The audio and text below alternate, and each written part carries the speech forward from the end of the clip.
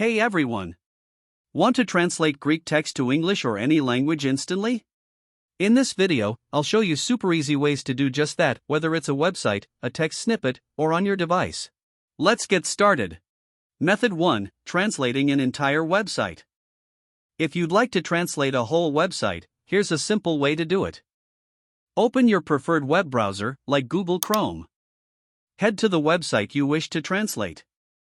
In the top right corner, click on the 3 vertical dots. In the drop-down menu, select the Translate option.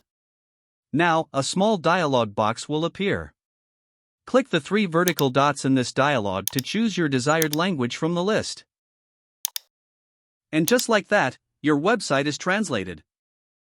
Method 2. Translating a paragraph or section of text. For shorter text, here's an easy solution. First, copy the text you want to translate. Open your web browser on either your mobile or desktop and go to translate.google.com. The link is also in the description. Once you're on Google Translate, paste your copied text into the box on the left. In the right box, use the drop-down menu to select your preferred language.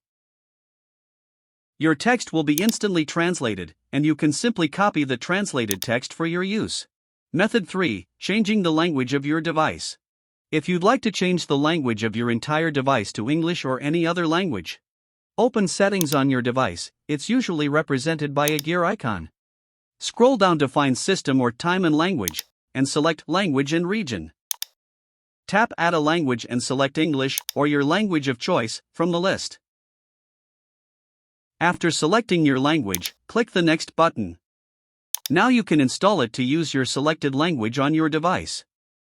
And there you have it. Your device's language is now changed.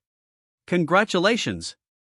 You've unlocked some simple yet powerful techniques for translating text and switching the language on your device.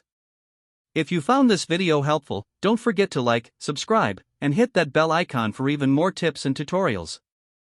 Thanks for watching.